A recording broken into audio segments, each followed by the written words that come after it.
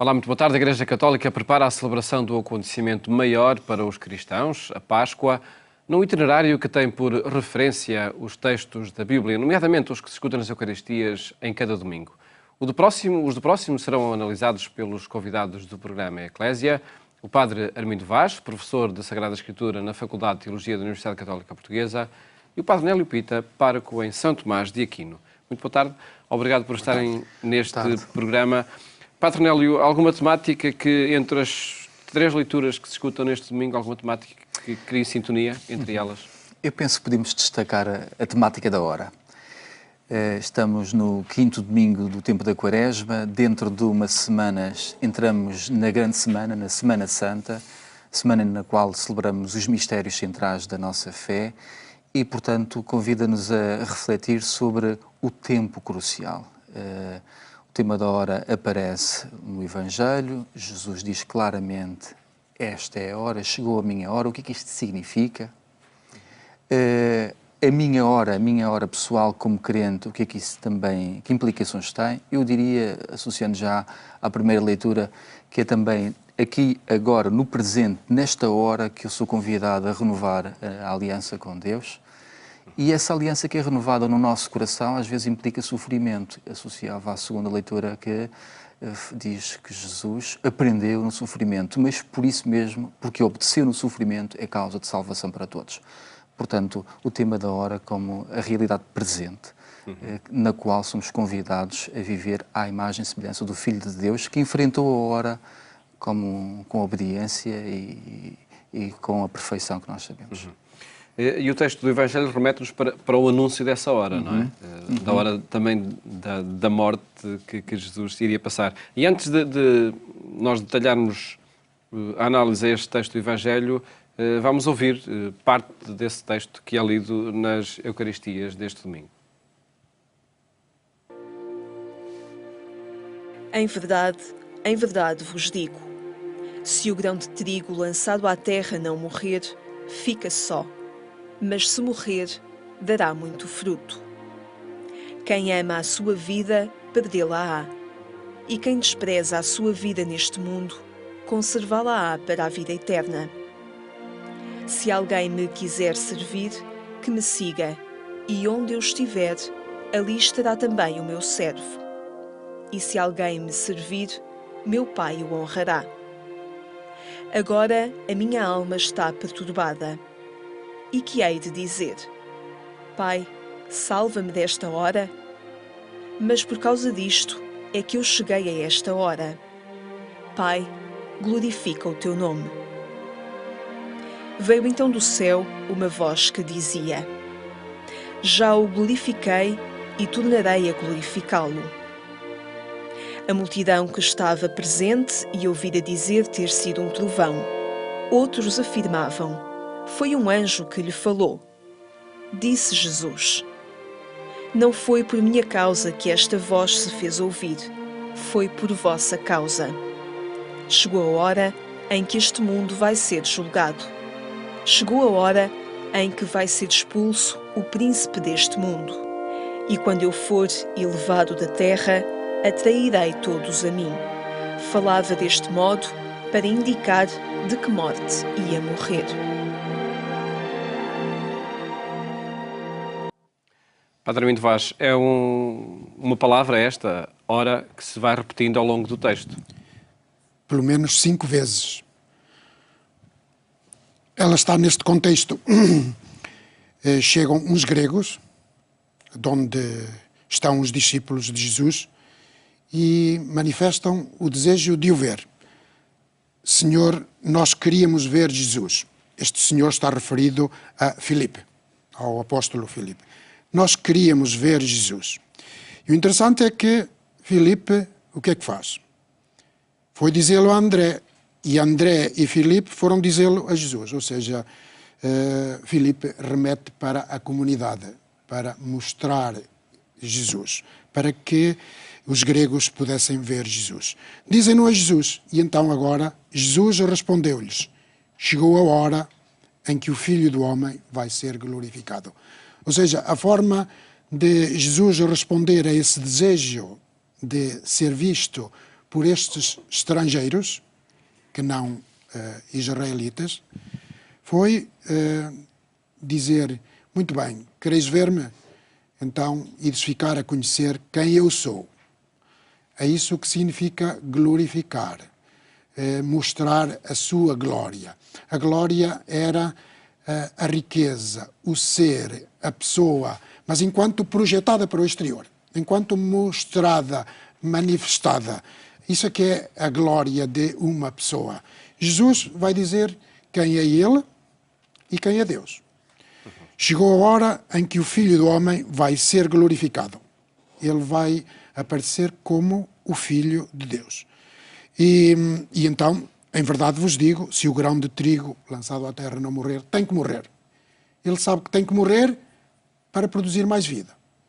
Se intentar ou quiser poupar a sua vida, então ela continua não produtiva. É preciso morrer, não por uma intenção de crueldade ou de autocrueldade, mas sim porque esta morte é manifestação de amor. Aqui a morte não aparece, portanto, no seu sentido negativo de um sofrimento incalculável. Aparece, sim, no seu sentido positivo de manifestação de amor. Chegou a hora em que o Filho do Homem vai ser glorificado e vai glorificar também o Pai. No episódio das bodas de Caná, Maria, que estava na boda e em que Jesus só tinha sido convidado com os discípulos, Maria disse a Jesus, não têm vinho. Isto é, a aliança antiga destes israelitas não tem conteúdo, não tem o vinho do amor, nem o vinho da alegria. Esta boda não tem conteúdo, é só a exterioridade, falta-lhe a interioridade, o amor. E como é que Jesus lhe respondeu a Maria? Mulher, que temos nós os dois a ver com isso? Isto é, nós não pertencemos à aliança antiga. Nós fazemos parte da aliança nova. Tu fazes parte do resto de Israel que estás a esperar o Messias que deve salvar o mundo. E eu sou ele. Mas ainda não chegou a minha hora, diz Jesus a Maria. Ainda não chegou a minha hora. Ora bem, agora aqui chegou a hora. Chegou a hora de ele manifestar de suprema quem é Deus. E, nesse momento, Jesus, morrendo na cruz, torna-se a suprema epifania do ser de Deus para com a humanidade, que é amor. É a única definição que nós temos na Bíblia de Deus.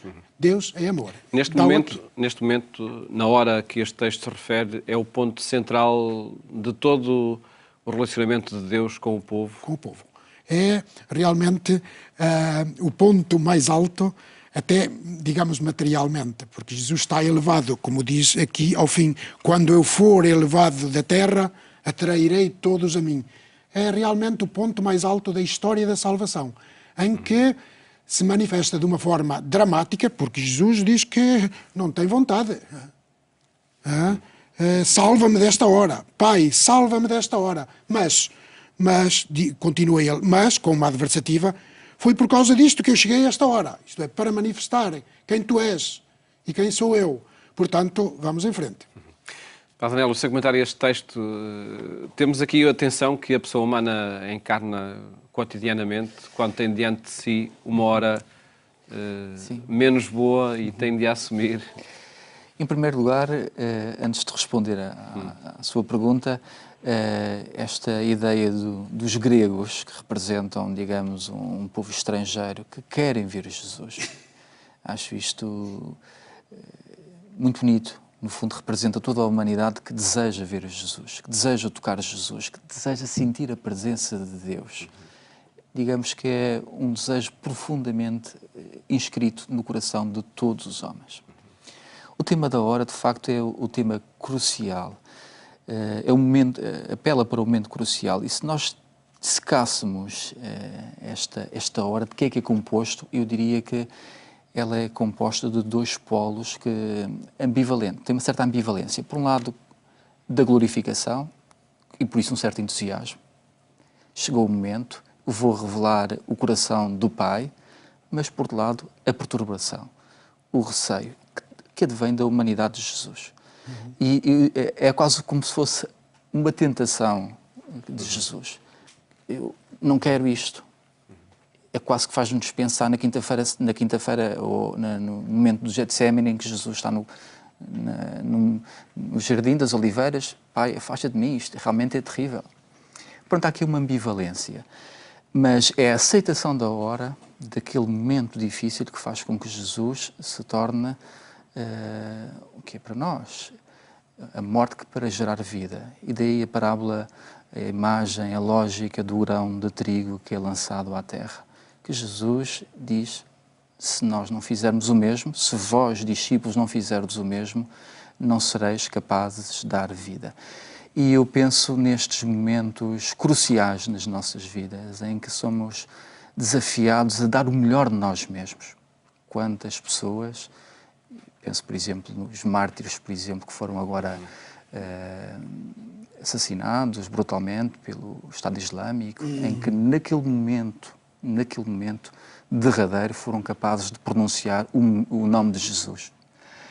Naquela hora, portanto, naquele presente, não tiveram palavras de desespero, desejo de arrependimento, mas de enfrentar aquele momento decisivo.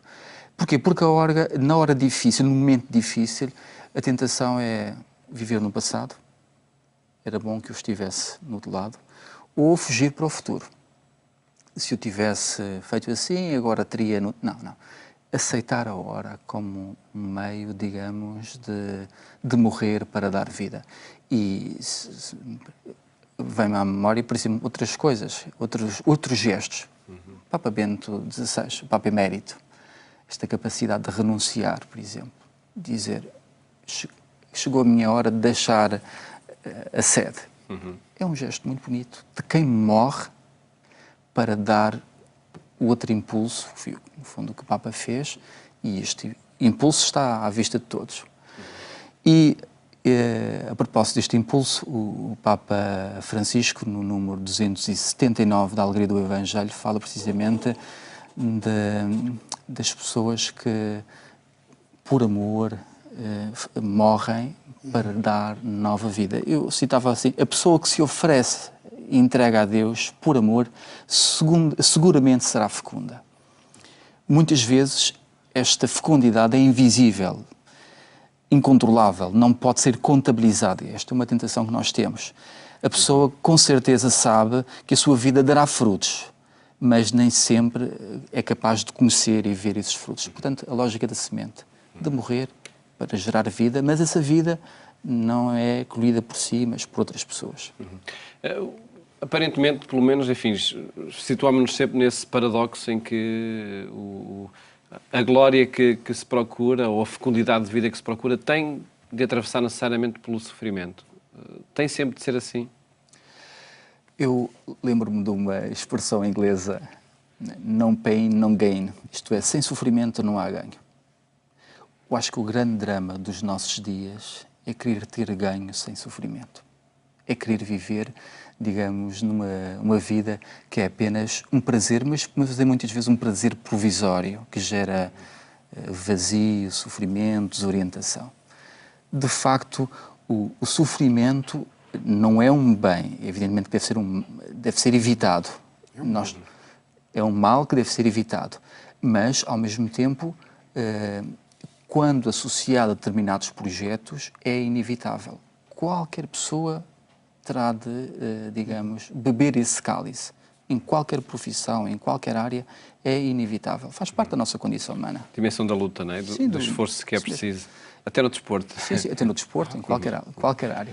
Passamos a outro texto que se escuta nas Eucaristias deste domingo, a primeira leitura, é do livro de Jeremias, onde se fala dessa aliança que é estabelecida entre Deus e que tem essa dinâmica fundamental. Pergunto, Padre Armindo, eu serei o seu Deus e eles serão o meu povo. o texto faz parte do livro de Jeremias e deve ter sido escrito à volta do princípio do século VI. O rei piedoso que foi Josias encetou uma profunda reforma política e religiosa no seu reinado, a começar lá pelo ano, não a começar, mas pelo menos estava a reinar lá pelo ano 622 a.C. Estamos ainda no século VII. Avançando para o século VI, onde está Jeremias, que irá exilado para o norte do Egito, não irá para a Babilônia, mas irá exilado. Ele tem, também juntamente com o profeta Ezequiel, uma intuição de fé muito profunda. Antevê que Deus irá relacionar-se com o povo de Israel, com a casa de Israel e com a casa de Judá, como aqui se diz, de uma forma nova, inovadora. Até ali, como acontecia esse relacionamento? Através da aliança do Sinai, que era uma aliança boa, uma aliança incondicional e gratuita, em que Deus amava gratuitamente o seu povo. Propunha-lhe que correspondesse e respondesse cumprindo a lei, o decálogo da aliança do Sinai. Só que essa lei, o decálogo, era exterior ao ser humano. Estava escrito em tábuas de pedra, as famosas tábuas da lei. Não penetrava dentro do ser humano. Ora, o ser humano, fraco e frágil, continuava a violar essa lei. E assim, mesmo que Deus perdoasse, porque Deus perdoava as faltas do povo, o povo continuava quase ad infinitum a violar a lei. E isso intui a fé de Jeremias. Não pode continuar. Tem que haver uma nova forma de relacionamento. Como? Transportando a lei do exterior para o interior do ser humano. Para o coração, no seu íntimo. Porém, imprimirei a minha lei no íntimo da sua alma e gravá-la-ei no seu coração. Ora, Ezequiel completará dizendo que Deus porá a lei o seu espírito é que porá a lei no coração interior. Uma vez que a lei seja interiorizada pelo coração da pessoa, então ele pode cumpri-la. Padre Nelo, o seu comentário a este texto? É interessante, quando li o texto, fez-me pensar que quando, no processo de desenvolvimento de uma criança, por exemplo, numa fase inicial, ela precisa de uma autoridade exterior para saber o que é bom e o que é mau. Uma criança precisa que o pai lhe diga, não faças isto, faz aquilo, olha que estás a fazer mal. Isto numa fase inicial. E depois, à medida que ela vai crescendo, ela vai interiorizando a lei. Ela já não precisa de, digamos, de referências externas para se guiar. Infelizmente sabemos que há adultos que continuam a precisar de pais que lhes digam não faças isto, estás a proceder mal. Mas quando uma pessoa, digamos, cresce, e a maturidade significa isso, significa ter os princípios interiorizados. E isto é muito interessante porque esta nova aliança já não tem precisamente a lei exterior, mas é uma lei gravada no nosso coração. E eu diria que essa gravação no nosso coração vem pelo conhecimento de Deus. Não é o estudo, digamos assim, da lei, mas é o conhecimento neste sentido da experiência de Deus que me dá a possibilidade, digamos, de saber o que Deus quer. Ter um conhecimento de Deus e, portanto, saber agir nas determinadas circunstâncias. Mas é por isso que os santos, por exemplo, são exemplo de pessoas que sabem qual é a vontade de Deus e vivem em conformidade. Santo Agostinho tem aquela frase que eu acho magnífica: ama e faz o que queres. Isto é, amando Deus, vivendo em intimidade com Deus, conhecendo Deus, sabemos o que devemos fazer. Muito brevemente, passamos ao outro texto que se escuta nas Eucaristias deste domingo, a Epístola aos Hebreus, no capítulo 5. O que é que nos diz este texto sobre Cristo que aprendeu a obediência no sofrimento? Para mim diz-me uma coisa muito interessante. É de que o amor por vezes manifesta-se da maneira mais evidente e mais densa, precisamente no sofrimento. O texto diz que, apesar de ser filho, Jesus aprendeu a obediência no sofrimento. E, tendo atingido a sua plenitude, tornou-se para todos os que lhe obedecem causa de salvação eterna. O sofrimento, estávamos a dizer, é uma coisa má. Mas ele também é, sem dúvida, os sofredores sabem bem isso, ele também é a experiência humana mais poderosa para exprimir o amor. Nessa altura, nós demonstramos mesmo que amamos a outra pessoa. Padre Nelly. Na medida em que Jesus também sofreu, e digamos que a humanidade de Jesus foi levada até aos limites. Jesus faz a experiência de ser abandonado, de ser traído, de estar desamparado. Esta experiência profunda que Jesus faz, verdadeiramente humana, tornou-o credível como mediador entre Deus e os homens. Isto é, aqueles homens que também nas suas vidas fazem a experiência do desamparo, da traição, da dor, do sofrimento, sentem-se identificados e próximos do próprio Cristo. E neste sentido, o sacerdócio de Cristo apela também para o nosso sacerdócio como batizados. Mensagens destes textos que marcam o nosso itinerário de preparação para a Páscoa e que agradeço terem estado aqui neste programa a apresentar. Muito obrigado. Muito obrigado. Um programa onde apresentamos mensagens e desafios que os textos da Bíblia nos sugerem e mais logo pode acompanhar-nos também na Antena 1 pelas 22h45. Votos de bom fim de semana. Até à próxima segunda-feira, se Deus quiser.